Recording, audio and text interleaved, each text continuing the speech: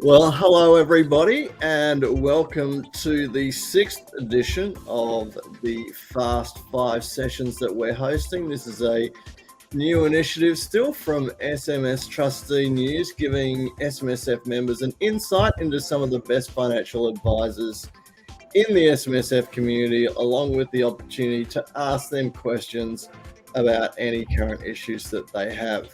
I'm Darren Tyson-Chan, editor of SMS Trustee News. And today I have Mark Rattigan with me. Mark is a director and senior advisor at Meridian Wealth Strategies. Hi, Mark. Welcome to the Fast Five, and thanks for joining us today. I know it's very early for you because Meridian Wealth Strategies is based in WA. Luckily, not too early, given it's not daylight saving yet. But yes, just kicking off our day, getting my first coffee in. So excuse me if I'm not making any sense until I get a bit of caffeine happening. You're making sense to us now, which is good. It's a good start.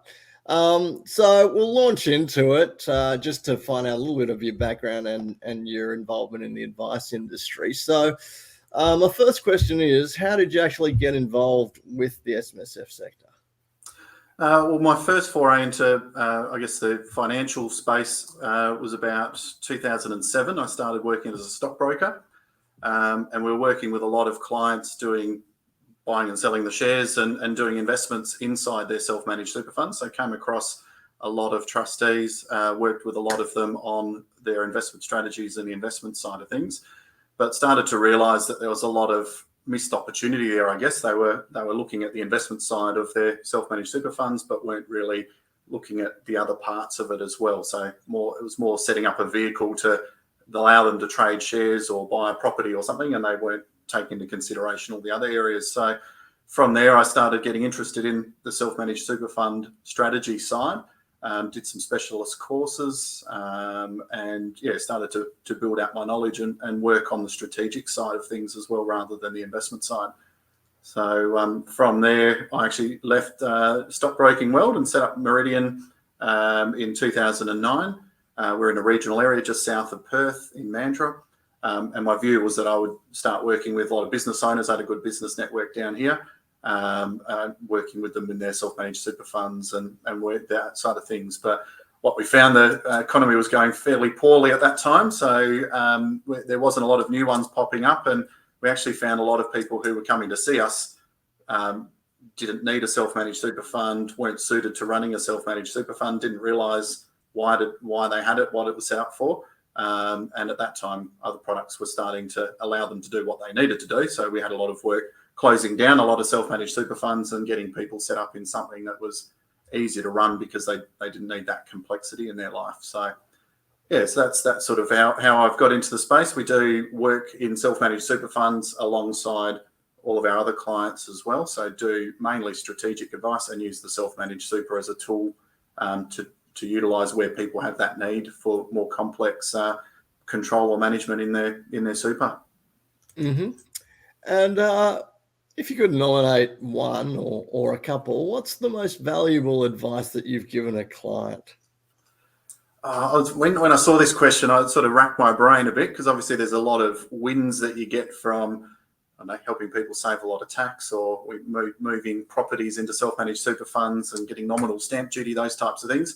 But I guess one of the ones I think that is the most powerful, the one that's the most overlooked, because they're fairly obvious strategies I find people are good at doing what's good for them at the moment, but looking sort of further ahead and looking at what could go wrong and those types of things is something that people tend to miss in life, and also in being a trustee of a self-managed super. So I think the biggest one is getting the estate planning side of things sorted correctly.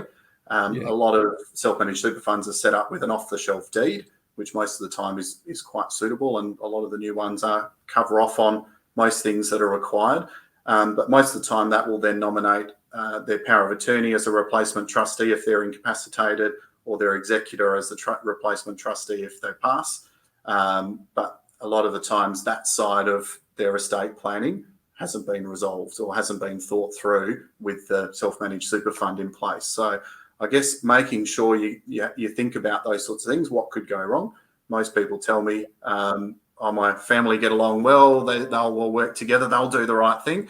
But inevitably, when there's a lot of cash around, that's when we see the worst in people. So we've always talked to clients over the years about the old Katz and Grossman case, which was where the daughter was appointed as a replacement trustee and there were no binding nominations. So she just gave all the money to herself without her brother accessing it. So we've always talked about the power of having a binding nomination, making sure you don't leave it to the replacement trustee's discretion. But I guess recently with the court ruling in Queensland, the ability for an attorney now, a power of attorney, to make a binding nomination on behalf of somebody could lead to the same result. So it's really important to look at, what does my trust deed say about my replacement trustees? Who are those people? Have I actually got the right documents in place on that side of my life? And what powers do they have? Like if I just set up an EPA because I'm comfortable with them there, are they going to jump into the self-managed super fund and make changes? And that could not end up with the results that I was hoping for on my death or my disability. Yeah, that makes a lot of sense, and it's often the simplest things that people sort of gloss over, unfortunately. Well, and it's not necessarily simple, but I think a lot of times we ignore that we are going to die or that something can go wrong. It's always never going to happen to me. So I think as advisors, that's probably one of the things we get people to think about. They want to look at the investments and returns and things that are interesting and exciting today, and they can talk around the barbecue. But a really comprehensive estate plan is not something you normally talk to your mates about at a party or something. So, but they can lead to a lot of complexity and issues. Some of our clients say, I'll be dead, I don't care, but it can lead to a lot of issues in families for years to come. So it's something that we like to make sure is resolved up front, so that you are a bit more in control of what's going to happen. Yeah, indeed. And right now, what do you find trustees struggling with the most as far as concerning issues go? I was going to say, well, probably more so on what sort of do we see are the biggest issues when we meet new clients. Yeah. I guess the two bit, well, and ongoing as well, but the two biggest things we see with trustees as issues is, I guess, first one is not having a properly planned investment strategy.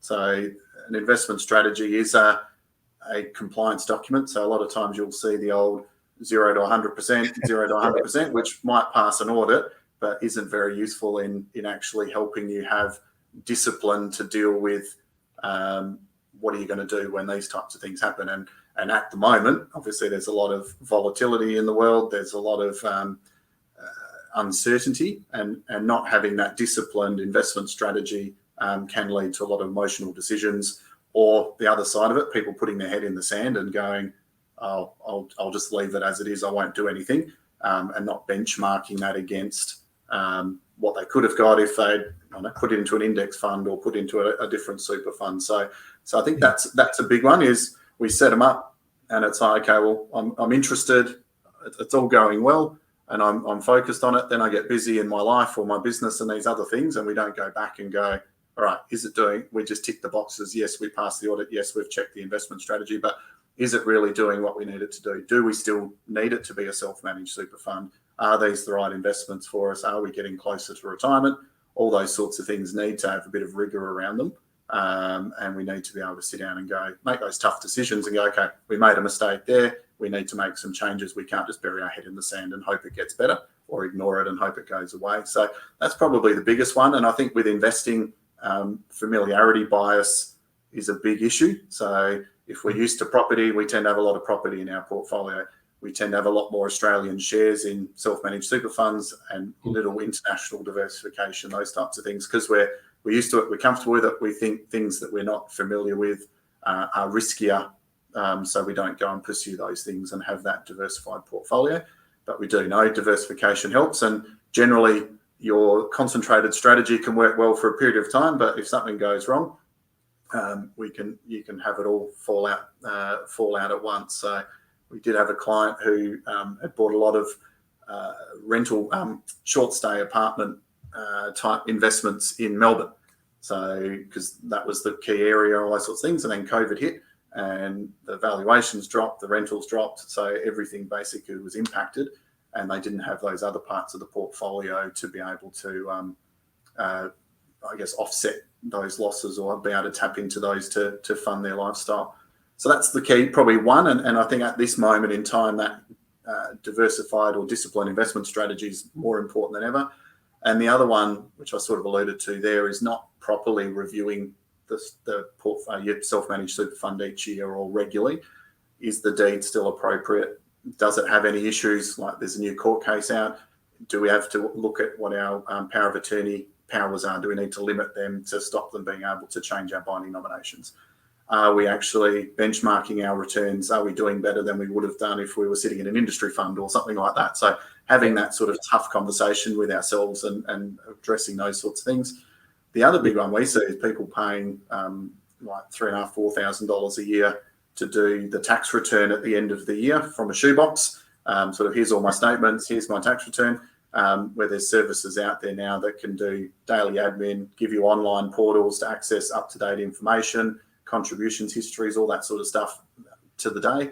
And a lot of times they're sub $1,000, $400 or $500 for an audit. So just going through, is our insurance still appropriate? All that sort of stuff. The problem with being self-managed is if we get busy, a bit like the mechanic in their own car, we can put that to the side and go, yeah, it was right when I set it up, so I'll just leave it, keep going, and come back to it someday. But you might be paying a lot more than you need to for things you don't need anymore. Or as I've got a lot of clients who are moving into the person who was driving the self-managed super fund and knew how it worked and was doing all the investments might be starting to lose capacity, and their partner needs to start to run it, and they just don't have the ability and things to do that. So looking at whether transitioning them into something that's managed for them and at a certain stage as well. So it's a tool that you can use for a job. It's not. It doesn't have to be a lifelong or a legacy thing that you pass down through the generations. It is something that you can switch off and stop using when it's not appropriate anymore. Yeah. And if you could change one thing about the SMSF sector, what would it be? I think my biggest one, as I said, I've probably got a different experience to a lot of other maybe specialist advisors who are just dealing with self-managed super fund and the more complex stuff. But we do get approached by a lot of people who have had their self-managed super set up for the wrong reasons. They don't have big enough balances to justify the costs. They set it up to buy a property, didn't buy the property and left the money sitting in cash, those types of things. And once again, got busy, left it there, never really got around to doing anything with it. So I would like to see, and I don't know if it's possible, but some sort of test or course or something that trustees need to do to be able to become a trustee of a self-managed super fund, because you can make mistakes, you can get fined, lose your compliance, and just not perform as well. If you'd left it to somebody else, you might have done a better job. So a lot of that going on. There's still people utilising loopholes to access funds through their super, so those types of things happening. But if we had a test that they had to do to pass to be able to get there, we'd see a lot less people having them or being taken advantage of. Is probably another issue that's happening at the moment. So. And if I could get you to make a bold prediction in the coming year for the sector, what would it be? I was unsure on this question whether you were looking at from a compliance or a regulatory point of view, or it can be anything. But I guess my concern, I was talking a little bit about it before, with the uncertainty out there in the world. My prediction is that there's going to be a lot of emotional decisions. There's going to be a lot of people either move to cash and not know when to get back into the markets. There'll be people who I spoke to some the other day that wanted to get out of their super because it was reducing money, move into a self-managed super to buy property because property had done all right recently, but it's sort of chasing last year's winners. So we get all these sort of behavioural issues where we're making bad decisions because what we're doing is not working at the moment. So I guess not having that patience or the knowledge or somebody from an outside point of view sitting down and talking through the different options and that sort of thing can lead to those mistakes, behavioural mistakes, and possibly delving into things that they don't really understand to try and get that back, say like cryptos and NFTs and all the popular things that are out there at the moment. So just bad investment decisions because of a lack of discipline and more emotion happening than anything. Now we're going to open the floor up to questions for any of the viewers out there who have joined us. So if you could just submit your questions now, we'll put them forward to Mark, and hopefully he can give you his opinion and obviously a good answer on it. Just while we're waiting for that, Mark, I thought I'd just flesh out something a little bit more that you just touched on there around wanting to have some sort of mandatory trustee education course before, they undertake the seriousness of being a trustee of their own superannuation fund. What sort of effect do you think then is that ATO trustee declaration right now? I know that trustees have to sign it before they embark on becoming a trustee of their self-managed super fund, but how it's not a very long document, obviously, but how seriously do people take it? Do people even know what the conditions sort of listed are there? How adequate are you seeing that? I'll ask you a question. How much of your terms and conditions did you read on your last Apple update that came out? So I think, I think the problem is there's so much paperwork and things there that I don't know. I find people skim through a lot of things. They've got a result they're looking for, a bit like mortgage documents. As soon as you find something you love to buy, you tend to just do whatever you can to get it done as quickly as possible. So I know for ourselves, we do spend a lot of time talking to people about their responsibilities, what it means before we even get to that point. So when they ask, we want a self-managed super, it's like, why do you want it? Can we get that elsewhere? Do you have the skills and all those sorts of things to do it? And even though a lot of people go, well, I'm going to get someone else to do that for me, they've still got that responsibility. So making sure they understand that. But yeah, I'd say a lot of the people I'm talking to, most of them don't know why it was set up, why have signed paperwork, don't really understand what it is, never read their trustee, that sort of stuff. So as I said, I don't know if I'm looking at a different sector of the market more regularly, but yeah, I'd say in most things, product disclosure statements, trustees, those types of things, people aren't having a good understanding of it. And when we talk to someone about the cost of coming on board as a client with a self-managed super fund, one of the things is we're going to read through your trustee, make sure everything, and it's like, oh, okay, I didn't realise that was all important. So investment strategies and those sorts of things. So I think a lot of the times it's a tick and flick exercise, and people aren't giving it the required respect that it needs. Yeah. I've got a question here from the audience, Mark, and I suppose it's a little bit related to you were talking about NFTs and that sort of thing being the flavour of the month or the flavour of the year as far as people discussing what sort of investments that they want to allocate their money. Maybe the flavour of last year a bit more, but yes, yeah. But having said that, ethical investment choices are dominating a lot of discussions these days. So the question is, are you finding clients are looking more at ethical investment choices rather than pure returns? Yeah, we have this conversation a lot. One of our fact-find questions is exactly that, like, how important is it to you? Are you prepared to spend more to achieve it? Once again, I do have an interesting cross-section. A lot of our clients are working in the mining industry. So a lot of them are mining, drinking, smoking, doing all those sorts of things anyway. So a lot of them, it's obviously, it's important to people, but not enough to change their behaviours, I think, if that makes sense. So we do have some people where it is very important to them. Yes, they are prepared to do it. We have recently, because obviously coal and some of those polluting industries and that have done really well over the last 12 months. So a lot of the ESG portfolios have lagged in returns because of that. So we've actually got a few clients at the moment that are reassessing their move into the ESG side of things. But what we tend to find when we ask that question, people go, I feel bad saying this, but I'll do those sorts of things in my own life. I just want to pick good investments, but people sort of are tending to be of the view that it's good for the companies to move down that path anyway, and companies are starting to move there. And it's not, when they understand, it's more getting rid of the bad investments rather than putting into new inventions and putting money towards things that are going to improve the world. It's not as important to them, we're finding, but that's our client base. So there's other clients that would definitely be going down that path.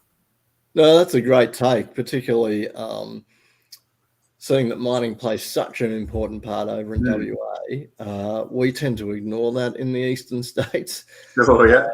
So it's a very interesting take on the different circumstances that people find themselves in and what jobs they occupy as well, as to influence those discussions, which is never discussed over here in the eastern states. So that's a great new take on it. Okay. Just another question, Mark. You mentioned reviewing strategies and documents, trustees, binding death benefit nominations, all those sorts of things. How regularly should people look to be doing that? This is the $1 million question, isn't it? Obviously, annually would be perfect. To review, not to replace, I guess. Just because you're looking at it doesn't mean you actually need to go and get a new one, if that makes sense. But I think the problem is the tick and flick. So we've got to review our investment strategy. We've got to write minutes to do that. Generally, that gets done as part of your tax and accounting. But actually sitting down, having those conversations and have a real meeting about it. Is it invested the way we want? Are we doing well? Those sorts of things should definitely be done annually. I think where there are some major changes, so like the court case with the binding nominations, is that affecting it? Do we need to look at a new deed? Those types of things. So I think a new deed every few years, so 3 or 4 years is probably a good idea. But a lot of times they're written in a very generic way anyway, so they should cover most of the changes. But it's still good to make sure we're keeping up on those and just read them. Make sure you understand what your rule book is, because most of the time you're going along business as usual. You're not playing outside the flags. But when you do need to set up something like a pension or estate plan, those sorts of things, we do need to see how the deed covers that. Yeah. And another question here, Mark, just about you spoke about fund wind-ups. Yes. How much understanding do your clients actually have of fund wind-ups, and what are some of the major considerations people should have when looking to wind up an SMSF? Yeah, I think that's probably one of those review type questions that I'm talking about. So we had one recently. We've been working with the client. They were selling a commercial property, and once that happened, because he was losing capacity, that we were going to wind up the fund. But every time we went to do that, the accountant's like, "Oh no, don't wind up your fund. It's cheap. It's like cheaper than you can get elsewhere," and all that sort of stuff. And I was like, And I kept showing them the numbers and going, no, look, it's definitely cheaper to do it elsewhere. And but I think some people sort of get caught up in this idea. 15 years ago, yes, if you had a certain balance, self-managed super funds were way cheaper, but a lot of things have changed out there. So it's important to look at that and understand it and get real figures, not just sort of hearsay, I guess. But yeah, so know whether you need it. So these guys, once they got rid of the commercial property, they didn't really have any need. They could do what they wanted to do in a managed fund or a managed super fund, I should say. So knowing whether you need it, having those conversations, and then looking at planning it out. So you always want to try and get it done before the end of the financial year, because you need to wind up your investments, move them to a new platform, keep some cash aside to pay the taxes that you're going to have due, the accounting fees, the audit fees, all those sorts of things. So generally what we do is plan to try and close it before the end of financial year. If you miss, then you're going to have to do another one for the part year that it's there and pay your fees again. So plan it out, work out how you're going to sell down, working closely with the accountant as well, sell the investments or in specie them, and then keep the money, work out how much you're going to need to keep aside. Do your rollover benefit statements, get the new funds out there. You'll need to work out how much is in each account. So member balances and all those sorts of things need to be calculated. And then it's a careful process that you need to plan out and work with your accountants and make sure it's all done very well. Now, during our conversation a little bit earlier, you mentioned Katz versus Grossman, which is a very iconic case as far as estate planning goes and binding death benefit nominations. Got a question here that's seized on another High Court case, which has happened recently. That's the Hill versus Zuda case, and of course that was referring to binding death benefit nominations again. And the question is, are you seeing problems with binding death benefit nominations? And if so, what are the main issues that are arising? Seeing with that, so these sorts of things, it's not going to be today that you see them. You're going to come across them rarely, and generally it's going to be one of those things. It's probably more the lawyers that would be dealing with that. But binding nominations to me are very important to have in place if they're done properly. So that's the other key for self-managed super. What does your trust deed say about your binding nominations? Are you allowed to do them? What is the format that they need to be in? Does the trustee need to accept them or not? Those sorts of things. So you need to sort of understand what's valid. Make sure that they're part of the paperwork that you've got. So it's all well and good having them hidden off somewhere that nobody knows about. So make sure they're very front and centre. So I guess this sort of thing from the High Court case, it's only going to really come into effect in very a few circumstances, but the power of attorney, if they only come into effect if someone loses capacity, then obviously that limits the abilities for them to do it. If they've got full powers from day one, obviously somebody could go and figure out what was going on and make changes to them without the person's knowledge. So I think getting them in place. So the issue with that court case is that somebody else can go and update it and change it and make it themselves. If you lose capacity, they become your trustee. They then change your binding nominations as well. And if you pass, then they can basically pay out the money to themselves rather than going to somewhere else. But if you don't have them, then the trustees have that discretion anyway. So it's not going to happen in all cases. A lot of times it'll pass to a spouse or something like that. Where it is those circumstances, it can happen. So I don't know if that answers the question, but. I thought I'd just quickly ask you about downsizer. You mentioned that a lot of your client base is made up of retirees. Yes. Have they seized on the opportunity to make downsizer contributions? Because they have been very popular up until now. Sure, yeah. We've probably only had one or two over the years. Obviously, that was prior to the reduction in the ages and things, so it might become more popular now. But a lot of the people we're working with still have a bit of room in their non-concessional caps anyway, so they've put a lot of the money into super that they are going to. So it hasn't had a huge impact on what we've done with clients up until now. But yeah, with the lowering of the ages, it might be more relevant. I think the issue we've had with a couple of people who are going to use it for is that the 10-year rules and having used it for investments and things like that during the time and that sort of things limited it. So yeah, it's not been very well. As I said, in our client base, we haven't used it a lot. Okay, well, I think we're just about out of time now. So I'd just like to thank you for joining us on the Fast Five today, Mark. Your perspectives were very interesting. And just obviously a reminder too that if you didn't get your questions in, you can always post them to the Facebook community that we have, as you can see the details on the screen now. And Mark or any of the other people that we've had on the Fast Five with us will jump on there and answer them for you.